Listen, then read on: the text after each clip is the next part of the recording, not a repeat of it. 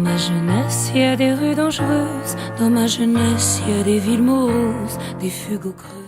So where are you from, Daniela? You've got a sort of exotic look about you. I'm from Romania, which is like the middle of nowhere. It's actually, incidentally, the place that Dracula is from. Did you know that? I did. Pennsylvania. I did. About that Now I'm a place. bit concerned about this interview. I know. When I come out at night. I'm from the main city in Bucharest, and interestingly enough, Bucharest has Arc de Triomphe like France does. And so, just directly opposite the Arc de Triomphe, there's like this main square in Bucharest, is an orphanage on one side, the Arc de Triomphe, and then Ceausescu, who was like the dictator of Romania, and I was in that orphanage for 3 years. So how did you end up in that orphanage? Are you comfortable to share that? Yes, I am. How I ended up in the orphanage, well, not much is said, because in 1989 there was a revolution, and basically it was the people rebelling against Ceausescu, and he had this Hitler fantasy of having, like, raising an amazing race of amazing looking people, clearly, and just basically taking over the world. And he paid women to have at least 5 babies. And he said, don't worry, if you can't house them, it's fine. I've got these beautiful, beautiful establishments with lots of really hard workers in it, and we're going to look after your children, which ended up being orphanages. And my birth mother, on my transcripts, apparently, I've never met her, so I can't ask her, but on the transcripts it says that she was a prostitute, and she was born, I was born in a jail because prostitution was illegal in Romania. And then from there I was taken to the orphanage where I spent 3 years. It was one of the better orphanages of Romania. It was actually sponsored by World Vision. Yeah, I don't know if she really was a prostitute or not, because the research about that Jalava jail, now it's like a political prison, so it's like, man, she was a political activist. Wow. I don't know, I could couldn't come find from a story. I know. heroic crusader. I know, exactly, and I'm joining the PPTA, watch out. So, wow, that's a pretty amazing start to your life. How did you end up in New Zealand? Well, after 1989, the revolution, there was heaps and heaps of media surrounding it. And basically people went into the orphanages, and there was so much footage about all the Romanian orphans. It's like, please, can someone adopt these kids? And my parents in New Zealand, who could not have kids, were like, I feel like God's trying to tell us something. And so they initially tried to adopt from Colombia. Fortunately, that fell through. And they adopted 2 kids from Romania. One of them was me. And who was the other? Oh, well, my little brother now. He was from Kumpalong, and that was a really dilapidated orphanage. That, interestingly enough, he actually was given like blood to stay alive. Wow. So, So how old is your brother? Well, what's the age difference between you and your brother? he's 18 months younger than me, so he's 22. And he was from a different orphanage Yeah. to you. So he's not my blood brother, but Right. he's... So do you remember your parents coming to the orphanage to get you?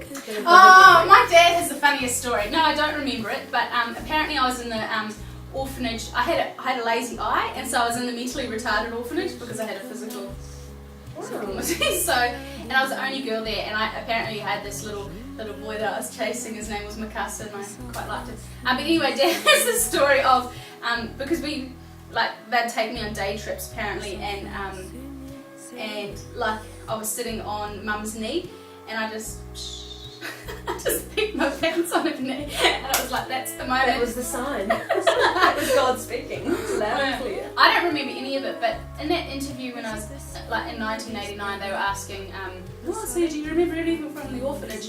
And I remember saying then, and I genuinely thought it, yes, I do remember something. I remember when I was in the orphanage and I was spitting out some soup that I didn't really like, and I was smacked by a woman in a white coat. I really hate soup now. I don't know if it's psychological. But I don't actually remember anything. And to be honest, I think it's probably God-given, hey? Yeah. There's probably not too many great memories. No, I have from that time. random scars on my body that I wonder where they're from. Really? Yeah, there's one on my forehead. Wow. Random, eh? Yeah. Okay, so what is your earliest memory of New Zealand? There was this, I've got a photo of it, and we went to Shakespeare Regional Park up in Auckland, and there was this peacock, and I remember being fascinated by the peacock, but it jumped on my head and started, and I remember like shouting around, "Noti Potata, Noti Potata," and I had blood pouring down. I hate animals now, I still do, and I don't know if it's because of that experience. Also, Dad said that when I was adopted and I came off the plane and I went home for the first time, they had this cat called Grasshopper, and he thought I was going to have a heart attack. I was that scared of this animal. Oh, just because you weren't used to being around animals. Okay, so tell us about your journey in New Zealand and what life was like for you. You know, did you have a rebellious phase? I'm still going through Oh, it. right. No, my dad was a bus driver and a panel beater, and my mum was a nurse and grew up on a farm where they grazed horses. So I had a really good, honest childhood, and we'd always play outside, and I don't think we got a TV till I was like 15, and man, life was good. When you look at the kids today, they're so blank and so average, and anyway, life was not like that. And then I went to high school, I went to Kingsway School. I don't think I may have been classed as rebellious at high school, but I was sort of I did what I wanted to do, and fortunately for a lot of people it was creative stuff. Unfortunately for maths and science it was creative stuff. Oh, but I did go through a naughty stage when I was in primary school. When I was in like year 5 and 6, we used to wag school, so this wasn't at Kingsway School, we used to wag school and go down to the dairy and shoplift. Something chronic. I don't know what was in me to shoplift, and it was we'd distract the shop owner and we'd get cigarettes. Random stuff, and yeah. So you got it out of your system in primary school, really? Yeah, and I remember I used to steal money from Dad's bus, and when he came in and caught me, and yeah, but I'm so honest now. We can tell. Quite candid with everybody. Yeah. So tell us about your journey of faith. When I was in high school, I remember having obviously I grew up with spiritual parents, and they were very real honest people, so it was sort of quite black and white. But I also remember, those altar calls, like very Pentecostal altar calls, they would pressure me so much, and I remember just deciding to get baptised just so I didn't have to feel like I was pressured to respond to those altar calls. I remember one morning waking up early in the morning going, oh Lord, I'm so thankful that I've decided to be baptised, so now I don't have to feel like I need to pray. It was so weird. I felt pressured to do it just so I could not feel the pressure. Yeah. It was really random. And so when did it become authentic? It was in my second year of uni, and obviously I was studying music and visual arts, and sort of the whole art scene took over my life for the first year, which is fine, you've got to experiment. But it was the end of second year and I was back in New Zealand, and it was at a camp. Oh, that is so typical, but it was. At an altar call? No, it wasn't, but it was. I was helping do the music, and afterwards, I don't know, I just felt the pressure of life and everything. It got too much, and I just remember getting to the point, and I couldn't even decipher what the heck the problem was. But it was there was so much there. I just had to get rid of it. And the worship pastor, who was one of my friends, she was like, well, we need to pray through this. There's something seriously going on. You've reached the point where you actually can't go back.